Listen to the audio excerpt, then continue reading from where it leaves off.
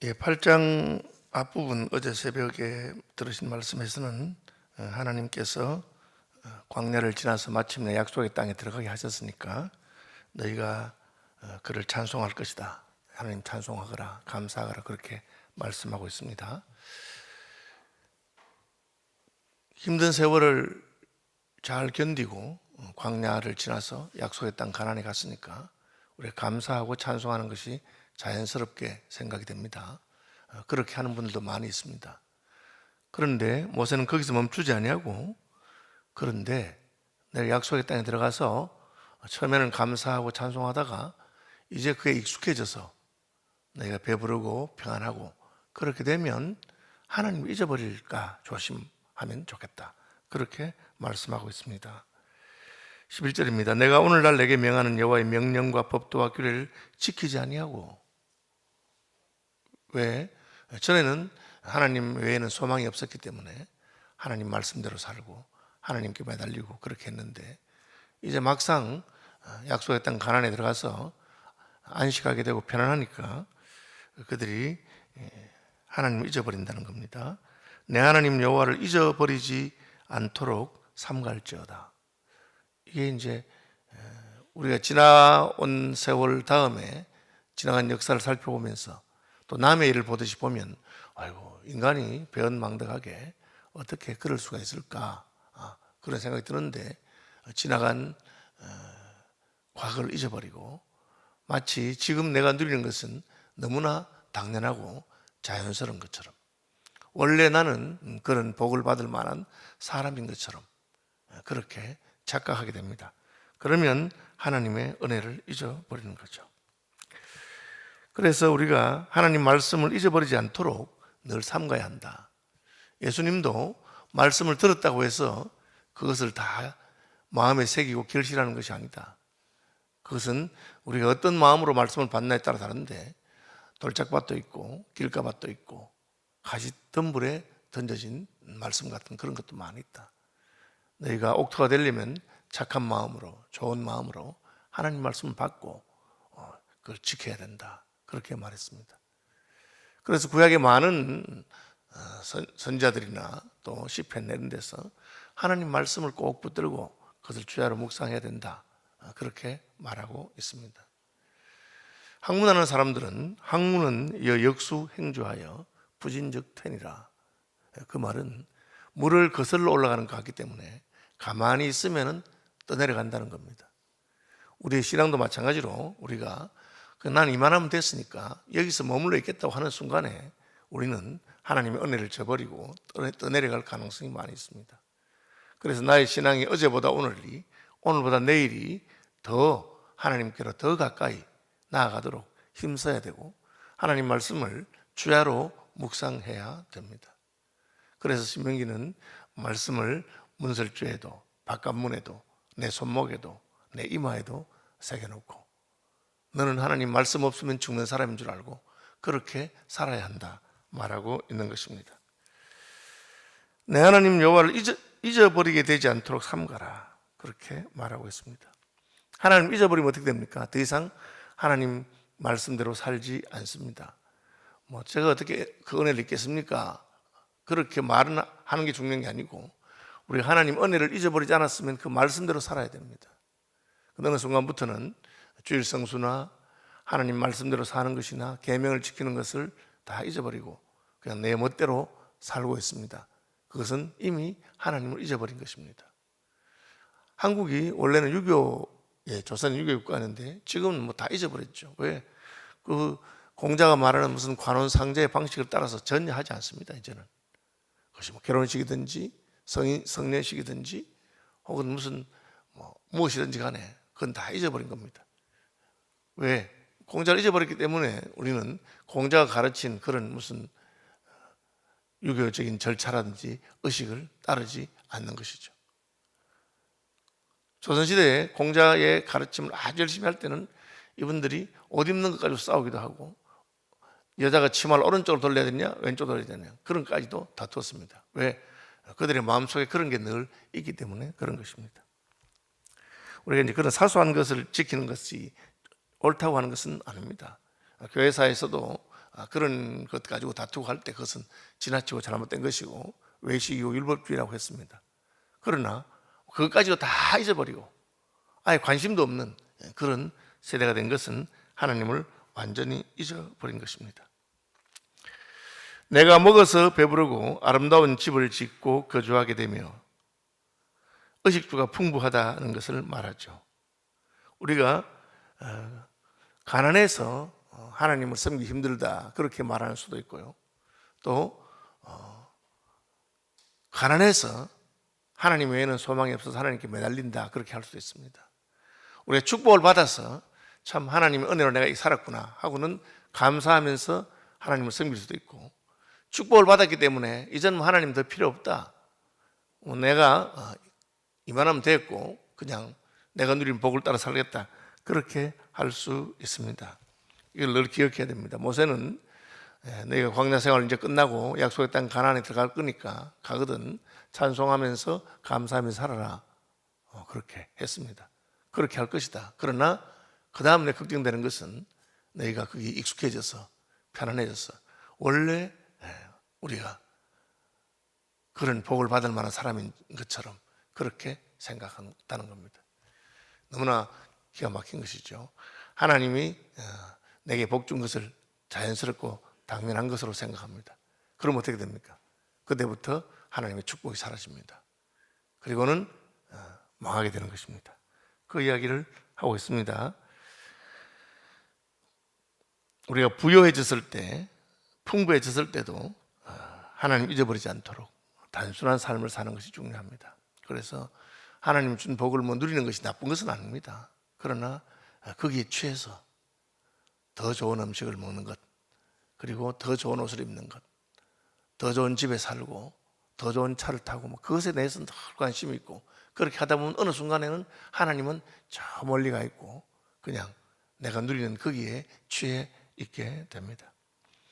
또 내 소와 양이 번성하며 내 은금이 정식되며 내 소유가 풍부하게 될 때에, 제사에 늘어난 거죠. 제사에 늘어났을 때 내 마음이 교만하여 내 하나님 여호와를 잊어버릴까 염려한다. 이게 이제 하나님이 복을 주셨는데 하나님이 복을 주니까 하나님이 주신 복 때문에 하나님 잊어버리는 거죠. 그러니까 율배완전인 거죠.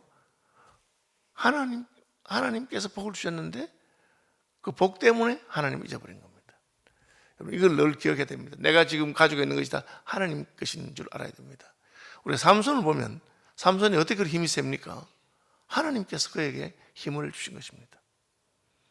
근데 그가 힘을 쓰다 보니까 어느 순간부터는 원래 나는 힘이 센 사람이고 원래 나는 당할 사람이 없는 그런 사람인 줄 착각했습니다. 그럼 어떻게 됩니까? 하나님이 사랑하시면 치시죠. 삼손이 머리카락을 깎이고 자기 힘이 다 떨어지고 눈이 뽑히고 그제서야 이게 내게 아니고 하나님께서 내게 주신 힘이었구나. 하나님이 나를 떠나니까 내게는 아무것도 없구나. 그렇게 내가 부유하고 잘 사는 것이 무슨 내가 능력이 좋았어, 내가 딱 이렇게 투자하는데 안목이 있었어, 그래서 내가 부자였던 것처럼 착각하는 겁니다. 그럼 하나님께서 빼앗아 가십니다. 그제서야 이게 내게 아니고 하나님의 은혜였구나 하고 돌아오게 됩니다. 왜? 하나님 사랑하시기 때문에. 하나님께서 버린 자들은 지멋대로 살아도 그냥 잘 나가고 잘 되고 계속 잘합니다. 그걸 하나님께서 버렸다고 합니다. 하나님 사랑하면 너희를 사랑하기 때문에 약속의 땅에서 너희가 먹고 살만하고 좀 하다고 어느 순간부터 교만하고 하나님 잊어버리면 하나님께서 그걸 다 빼앗아갈 것이다. 왜? 그래야 하나님께로 돌아오기 때문입니다. 내 마음이 교만하여 내 하나님 여호와를 잊어버릴까 염려한다. 그렇게 말하고 있습니다. 잊어버리면 안 되죠. 그래서 빈천지교는 불가망이요 조강지처는 불화당이라 그런 말이 있습니다. 가난하고 어려웠던 시절의 친구를 잊어버리면 안 된다 그런 뜻이고, 함께 고생을 했던 아내를 잊어버리면 안 된다 그렇게 말했는데, 내가 힘들고 어려울 때 하나님께서 나를 붙드셔서 이곳까지 오게 되었다. 우리나라 역사는 그야말로 드라마틱한 역사고, 해방 이후에 참 하나님의 은혜가 얼마나 한국 교회와 함께 했는지 모릅니다. 어느 순간부터 개신교가 한국에서 제일 큰 종교가 되었다. 그리고 개신교 목사들이 대통령이 불러서 같이 식사하자 하고 뭐 그렇게 하고, 그죠? 저도 총회장 할 때는 제 생일 되면 비서관이 직접 선물 들고 와서 축하드립니다 하고 뭐 그렇게 하고, 그러니까 마치 내가 뭐라 된 것처럼, 야, 내가 이제 인물이 되었구나. 딱 그 순간에 하나님께서, 야, 이놈이 영광은 하나님께 돌리지 아니하고 자기가 뭐가 된 것처럼 그렇게 하는구나. 모세가 그 경고를 하고 있는 것입니다. 여호와는 너를 애굽 땅 종되었던 집에서 이끌어내시고, 노예였던 거죠. 하나님이 이끌어내서 왔습니다. 너를 인도하여 그 광대하고 위험한 광야 곧 불뱀과 전갈이 있고 물이 없는 간조한 땅을 지나게 하셨으며, 하나님께서 약속의 땅 지금 눈앞에 와 있는데 여기까지 온 것이다. 은혜를 잊어버리면 안 된다. 그렇게 말합니다. 너를 위하여 단단한 반석에서 물을 내셨으며, 하나님이 우리를 인도하기 위해서 불가능한 일을 했습니다. 반석에서 어떻게 물이 납니까? 그러나 단단한 반석에서 하나님이 물이 나게 하셨고 광야를 지나게 하셨습니다. 내 조상들도 알지 못하던 만나를 광야에서 내게 먹이셨나니. 그럼 하나님께서 왜 이렇게 기적을 하셨습니까? 이는 다 너를 낮추시며 너를 시험하사 마침내 내게 복을 주려 하시면이라. 하나님께서는 우리가 마침내 복을 받도록, 그래서 우리 인생 살아가는 동안에 고난의 길이든지 혹은 축복의 길이든지 이것이 냉탕과 온탕을 왔다 갔다 하는 것이 하나님께서 나를 연단하시는 것인 줄 알아야 됩니다. 여러분, 쇠를 단단하게 하기 위해서는 강한 불 속에 넣었다가 또 찬 액체에 넣었다가 그걸 반복합니다. 왜? 그렇게 하면서 쇠 속에 있는 불순물이 다 떨어져 나가고 단단해지고 강해지기 때문에 그렇습니다. 마찬가지로 하나님께서는 우리에게 광야의 길을 걷게 하시고 또 약속의 땅에 보내시고, 이것을 통해서 우리가 하나님 한 분만을 의지하도록 해야 됩니다. 그런데 똑같은 환경인데 어떤 인생들은 고생하면 고생한다고 하나님 원망하고, 또 하나님 복을 주셔서 우리 잘 나가면 오히려 교만해서 하나님 잊어버리고, 그것을 지금 모세가 경고하고 있습니다. 우리는 고난의 세월 동안에는 오직 하나님만 붙들어서 하나님이 우리를 구원하시는 그 은혜를 맛보고, 또 부유하거나 편하고 안정되면 역시 하나님께서 나를 이렇게 복 주신 것을 기억하고 그분을 찬송하고 감사하고 그분을 위해서 헌신하고 그렇게 살아야 됩니다. 다시 말하면 환경이 우리를 거룩하게 만드는 것이 아닙니다. 우리가 그 환경에 어떻게 반응하느냐에 따라서. 저는 이제 우리 부목사님들하고 이야기하면서 이렇게 교회에 섬기다 보면 어떤 때는 참 기가 막힌 일도 있고 속상한 일도 있잖아요. 그때 제가 늘 하는 말이, 거기 흔들리면 안 된다. 환경이 어떠 하거나 내 교회가 크거나 작거나 하는 게 중요한 게 아니고 하나님이 내가 그 상황에서 어떻게 반응하느냐, 너의 태도를 보시는 것이죠. 가난할 때는 가난함 중에서 어떻게 하나님을 섬기고 하나님을 더 귀하게 생각하는 거예요.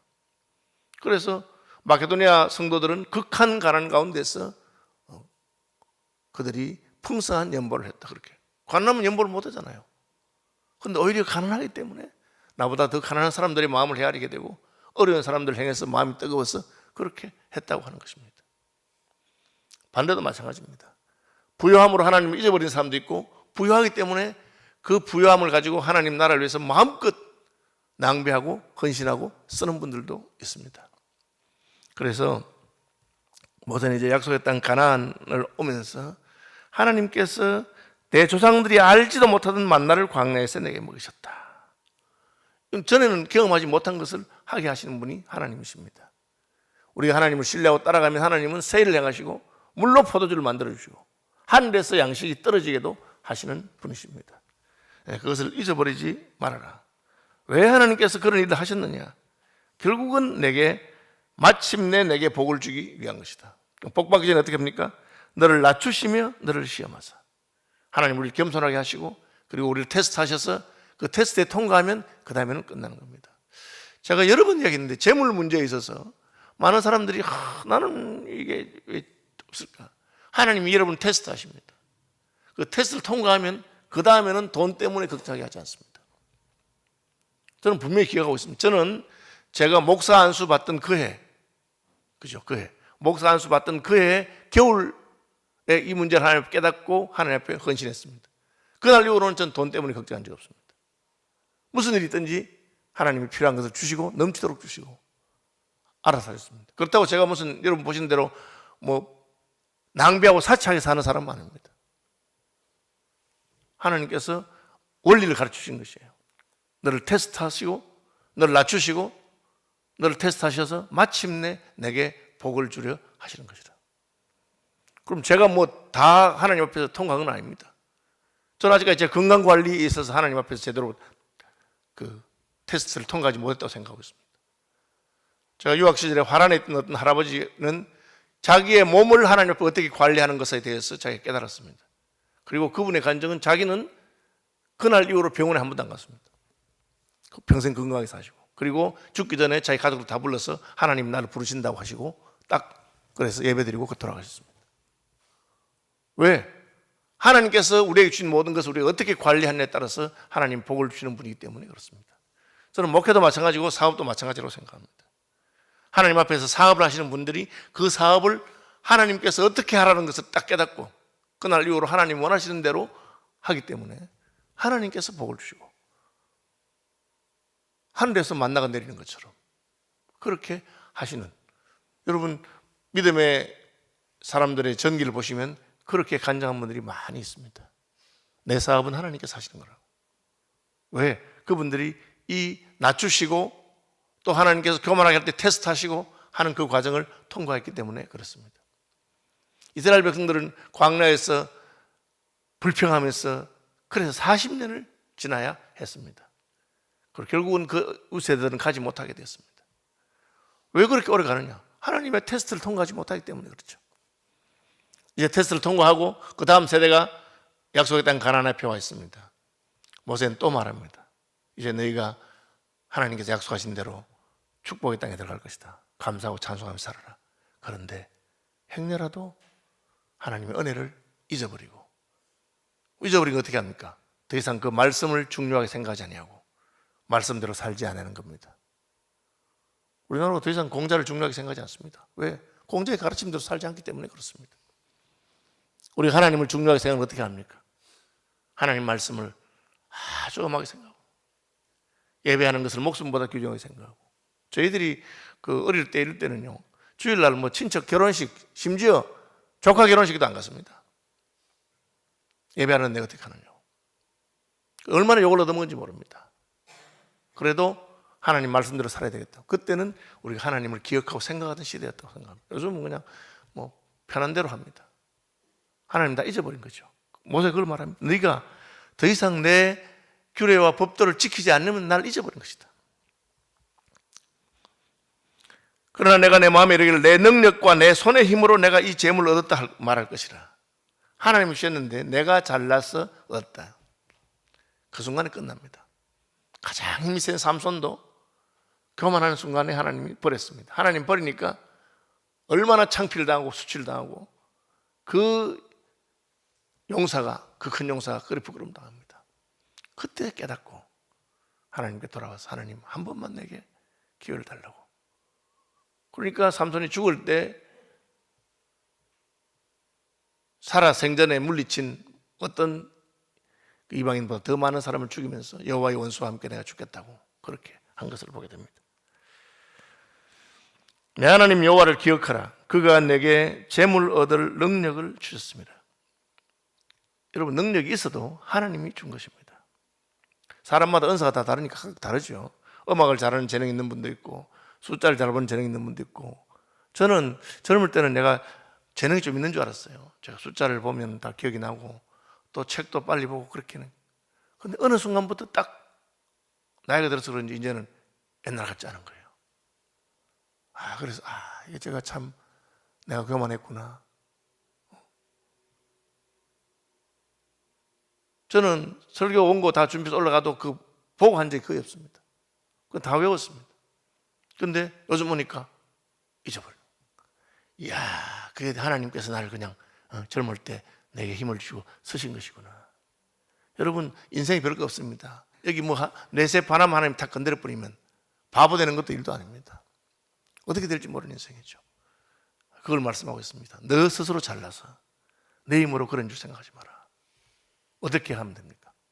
늘 겸손하고 늘 하나님께 감사하고 하나님께 영광 돌리고 그렇게 해야 됩니다. 그렇지 않으면 하나님이 그래? 야, 너 잘났구나. 그래, 내가 너를 떠날 테니까 알아서 해봐라. 그럼 끝나는 겁니다.